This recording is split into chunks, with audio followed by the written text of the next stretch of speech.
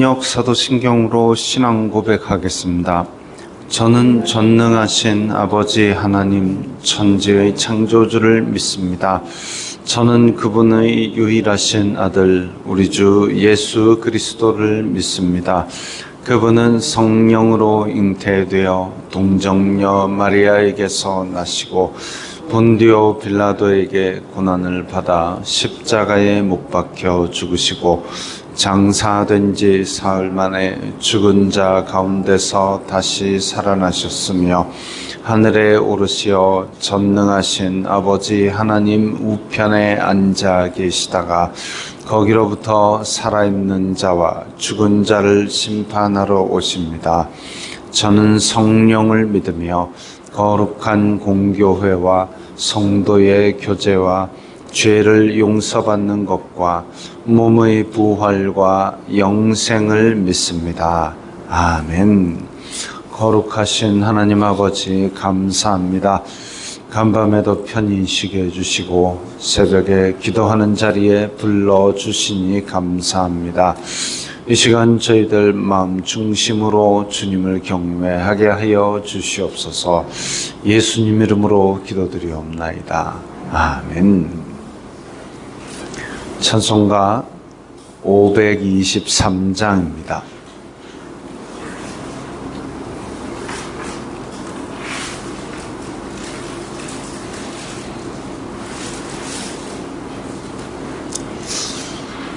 찬송가 523장입니다.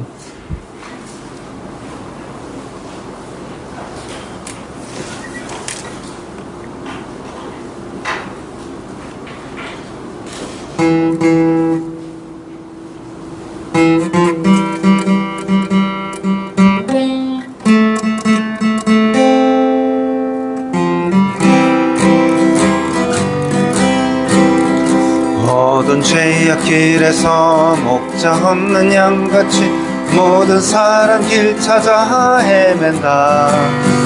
자비하신 하나님 독생자를 보내사 너를 지금 부르니 나오라. 이때라 이때라 주의 긍휼 받을 때가 이때라. 지금 주께 나와 겸손하게 하래라. 구원함을 얻으리 험한 십자가 위에 달려 돌아가신 주 다시 살아나셨네. 기쁘다. 죄인 구원하실 때 어서 주께 나와 그 신은혜 구하라. 이때라 주의 긍휼 받을 때가 이때라. 지금 주께 나와 겸손하게 하래라. 구원함을 얻으리 주의 귀한 말씀에 영원 생명 있나니 주님 너를 용서해 주신다. 주가 부르실 때에 힘과 정성 다하여 주의 은혜 받으라. 이때라 주의 긍휼 받을 때가 이때라. 지금 주께 나와 겸손하게 하리라. 구원함을 얻으리 세월 빨리 흐르고 세상 친구 가는데 너의 영혼을 밤떠나도 주의 구원 받으면 천국에서 영원히 주와 함께 살리라. 이때라 주의 긍휼 받을 때가 이때라. 지금 주께 나와 겸손하게 하래라. 구원함을 얻으리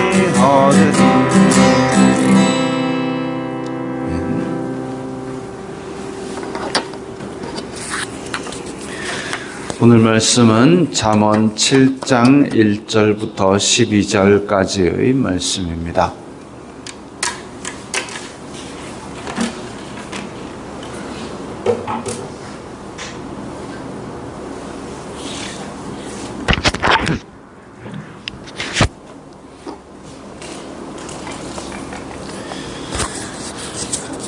잠언 7장 1절부터 12절까지의 말씀 함께 읽겠습니다. 내 아들아, 내 말을 지키며 내 계명을 간직하라. 내 계명을 지켜 살며 내 법을 내 눈동자처럼 지키라. 이것을 내 손가락에 매며 이것을 내 마음판에 새기라. 지혜에게 너는 내 누이라 하며 명철에게 너는 내 친족이라 하라. 그리하면 이것이 너를 지켜서 음녀에게 말로 호리는 이방 여인에게 빠지지 않게 하리라. 내가 내 집 들창으로 살창으로 내다보다가 어리석은 자 중에 젊은이 가운데에 한 지혜 없는 자를 보았노라. 그가 거리를 지나 음녀의 골목 모퉁이로 가까이 하여 그의 집 쪽으로 가는데 저물 때 황혼 때 깊은 밤 흑암 중에라. 그때에 기생의 옷을 입은 간교한 여인이 그를 맞으니 이 여인은 떠들며 완악하며 그의 발이 집에 머물지 아니하여 어떤 때는 거리 어떤 때는 광장 또 모퉁이마다 서서 사람을 기다리는 자라. 아멘. 참, 오늘 본문에서 1절부터 5절까지는 또 이 교훈을 지키라라는 강조가 있고 6절부터 12절까지는 그 한 어리석은 자의 예를 보여주고 있습니다.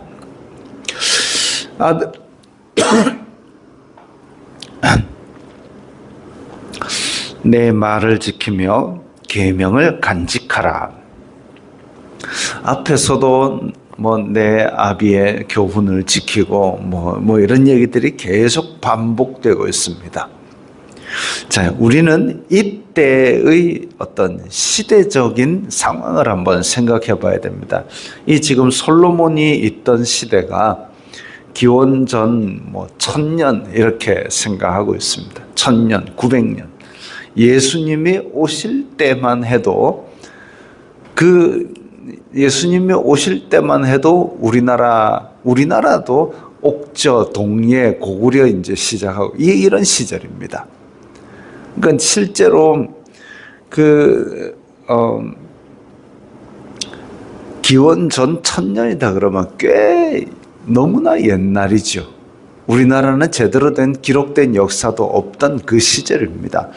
그러다 보니까 지금처럼 책이 많아서 지혜를 전달할 수 있는 것도 아니고 또 글을 아는 평민들도 많은 것도 아니고 그것을 공유할 수 있는 인터넷이라든지 통신수단도 제대로 없던 시절입니다. 그러면 사람들은 그야말로 이제 먹고 사는 그것이 가장 큰 목표가 되어 있는 것이 거의 일반적인 시민의 삶이죠. 그런 가운데서 솔로몬이 굉장히 지혜로운 사람으로서 이렇게 자기의 지혜를 적어서 남겨서 가르치고 있지만 그 훨씬 이전에 이스라엘 자손들은 모세의 율법을 통해서 하나님의 법을 받아서 가지고 있었습니다. 그리고 그것을 전 백성의 앞에서 선포하고 그 백성들은 그것을 외워주고 계속 앉으나 서나 자기 부모가 자녀에게 알려주고 가르쳐주고 반복하고 그걸 함으로써 전 백성의 삶의 질이 다른 나라의 백성들 그야말로 먹고 사는 것 외에는 별로 신경을 안 쓰던 그런 나라의 백성들보다 훨씬 높은 그런 도덕적 수준과 하나님의 법을 지키는 그런 것들이 일상생활 가운데 일반 백성들의 삶 가운데 깃들이게 된 거죠. 그런 상태에서 모세의 율법을 받아서 생활하던 사람들이 이제 왕국을 이루고 솔로몬이 그 뛰어난 지혜로 이제 이런 것들을 기록으로 남기고 이렇게 했으니까 사실은 일반 백성들의 삶을 보자면 뭐 아람이나 에돔이나 이런 나라들보다 이 이스라엘 자손들은 확연하게 질적으로 다른 삶을 살고 있었을 겁니다. 그런데도 불구하고 솔로몬은 처음에는 하나님을 경외하면서 전무후무한 지혜를 받아 가진 것까지는 좋았지만 그 살다가 자기의 지혜를 의지하는 쪽으로 변질되었던 것으로 보입니다. 그래서 하나님을 경외하는 것에서 양보하지 않고 그 강대국을 이루어 살면 좋은데 주변 나라들과 평화를 유지하기 위해서 결혼 외교를 한답시고 이방 여인의 딸들을 데려다가 예루살렘에다가 자기 궁을 짓고 자기 신전을 짓고 온갖 우상 신상들을 예루살렘으로 끌고 들어온 장본인이 됐죠. 그리고 율법에서 금하고 있기를 왕은 아내를 열어두어서 정신 사납게 하지 말고 군사력 때문에 말 빌리러 이집트로 내려가지 말라고 그랬는데 이집트로 내려가서 말 600마리 빌려와가지고 그러니까 하나님을 경외함으로써 지혜를 얻었고 강대한 나라를 이루었음에도 불구하고 하나님께서 금지하신 것을 따박따박 어겨가면서 자기의 명철을 의지하면서 나라를 망조가들게 만든 장본인이 솔로몬입니다. 그러면 오늘 본문을 그 망조가 들게 하기 전에 이랬는지 후에 이랬는지는 알 수 없지만 어쨌든 내 말을 지키며 내 계명을 간직하라라고 이야기를 했는데 그것을 자기가 좀 제대로 잘 못 지켰다가 물론 이제 나중에는 말년에는 그 못 지킨 데 대한 것을 회개하고 돌아와서 이제 전도서를 집필한 것으로 알려져 있습니다만은 이 다윗의 교훈과 그리고 그 선대의 모세의 율법 이런 계명들을 간직하고 지켰어야 될 아주 모범적으로 지키고 왕의 침상 머리맡에 두고 날마다 읽었어야 될 이 왕이 그렇게 지키지 않았던 과거가 있기는 합니다. 자, 어쨌든 말을 지키며 계명을 간직하고 내 법을 내 눈동자처럼 지키라 그랬습니다. 눈동자는 자기의 길을 밝히 보고 안 부딪히게 하고 그런 역할을 하는 몸의 기관입니다. 계명이 그렇다는 것이죠. 하나님의 법이 우리에게 있을 때에 우리의 앞길을 밝히 비추어주고 부딪히지 않게 하고 넘어지지 않게 하기 때문에 그래서 이 법을 눈동자처럼 귀하게 여기고 지킬 필요가 있습니다. 3절에 보면 손가락에 매며 만판에 새기라. 손가락에 맨다 그랬는데 신명기에 보면 이제 그리고 유대인들이 만 13세가 되면 성전에 올라가서 성인식을 합니다. 너는 이제부터 하나님 앞에서 독립된 한 명의 존재다. 그러니까 엄마 아빠 손잡고 하나님 앞에 딸려가는 게 아니라 너 스스로 하나님 앞에 서는 존재다. 이걸 가르쳐 주는 게 만 13세입니다. 그때 이제 기독보를 하나 받고 그 다음에 손목에 끈을 묶어가지고 여기에도 이제 하나님의 말씀을 새긴 끈을 하고 이마에 조그만 통을 하나 이마에 매달아가지고 그 안에 율법을 집어넣고 그러고 살고 있습니다. 그게 이제 매번 그렇게 율법을 지고 살아라가 아니라 그걸 항상 가까이 마음에 염두에 두고 마음에 새기고 오며 가며 그걸 들여다보라는 얘기죠. 그 갖고 다닌다고 해서 지키는 것이 아니라 그걸 계속 묵상하고 지키라 이런 얘기입니다. 손가락에 매며 마음에 새기라. 지혜에게 너는 누이라 하며 명철에게 너는 친족이라 하라. 이 누이나 친족, 지금처럼 곳곳에 떨어져 사는 게 아니라 그때는 가족들이 다 모여서 한 마을에 또 좌우집에 살고 한 집에 살고 이렇게 했기 때문에 친숙하게 가까운 사람처럼 되어라. 지혜와 명철을 멀리하지 말고 항상 그것을 가까이 두고 계속 생각하라는 거죠.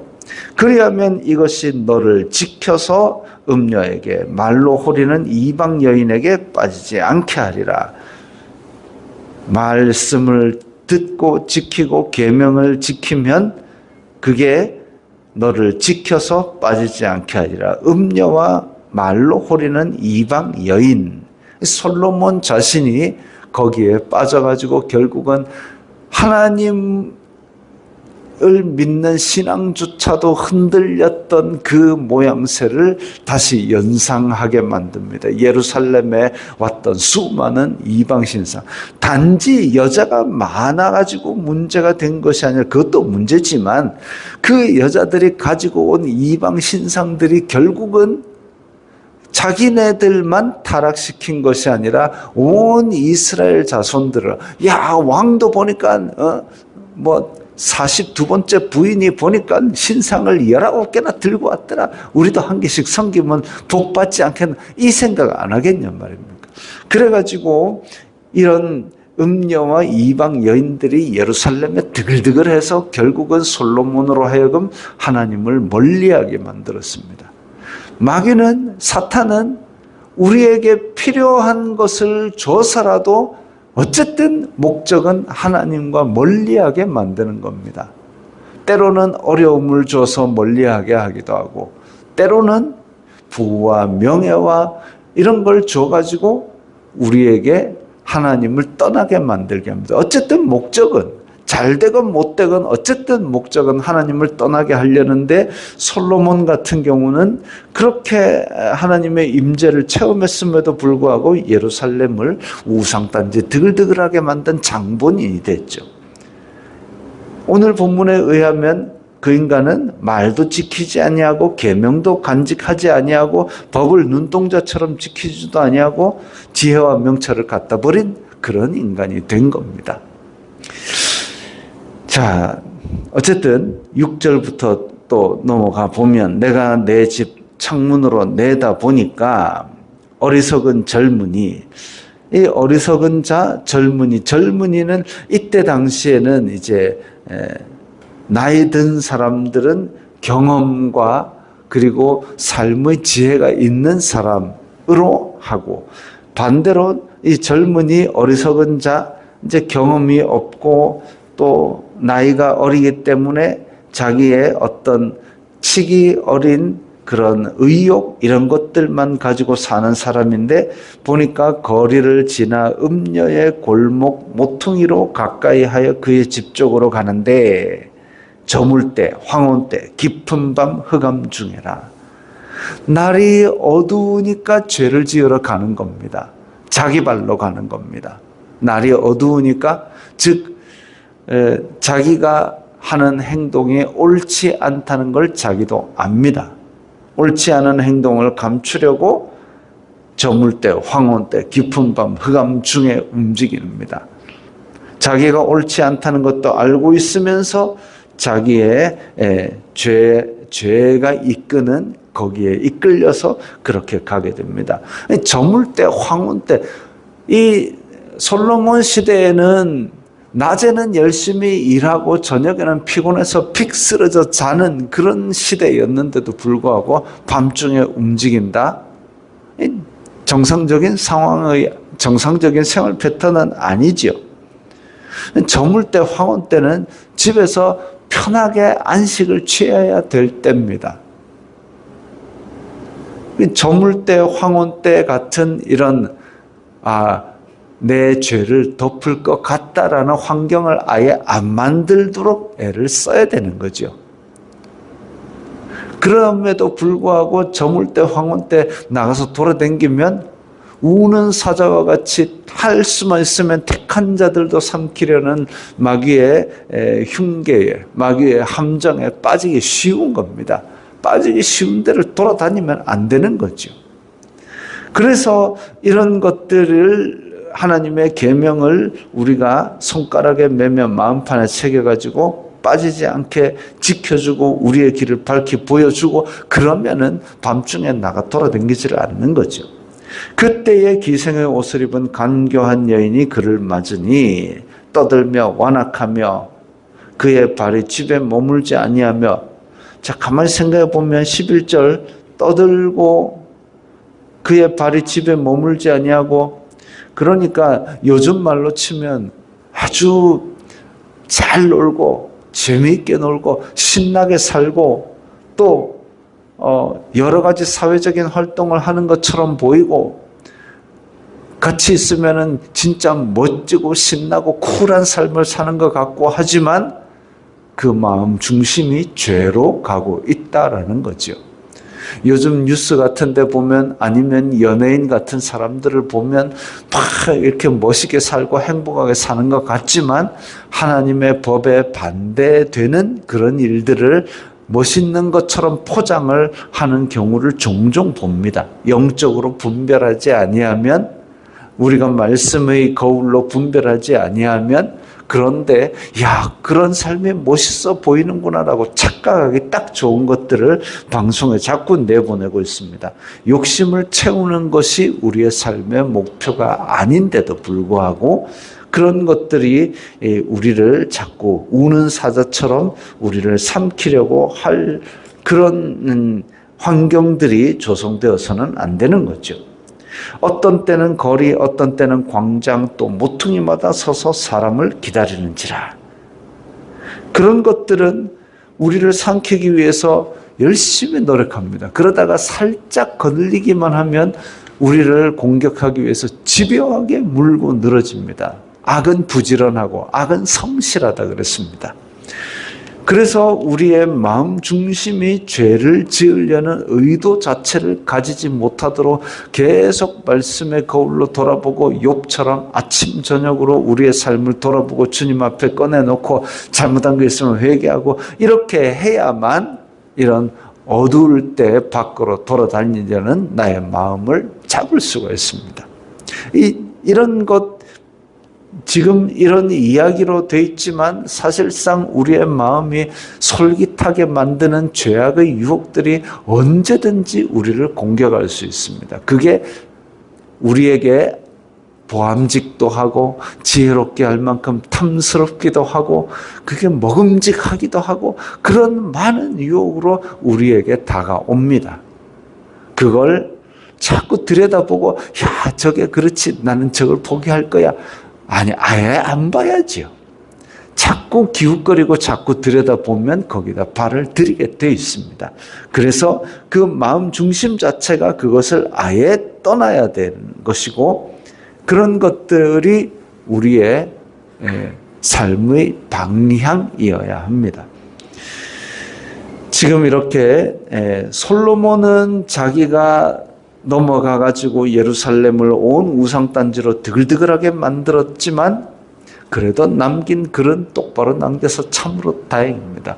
우리는 이런 글을 보면서 한편으로 솔로몬의 삶도 들여다보면서 우리의 삶을 다시 돌아보고 우리는 그런 의도 자체를 아예 가지지 말고 우리의 마음이 하나님의 말씀을 향하여 있고 우리가 그 교훈을 마음에 친근하게 새길 때에 그것이 우리의 발을 지키고 또 우리를 악한 죄악에서 보호해 주실 것입니다. 이런 은혜 가운데에 어쨌든 하나님의 말씀의 거울 앞에 항상 우리를 비춰보는 그런 경건한 삶을 사시기 바랍니다. 기도하겠습니다. 거룩하신 아버지 하나님 감사합니다. 말씀을 주시고 또한 저희들의 발걸음을 지켜주시니 감사합니다. 죄악을 향한 의도와 마음을 다 버리고 어쨌든 하나님 앞에서 하나님께서 원하시는 기뻐하시는 삶을 사는 저희들이 될 수 있도록 도와주시옵소서. 예수님 이름으로 기도드리옵나이다. 아멘.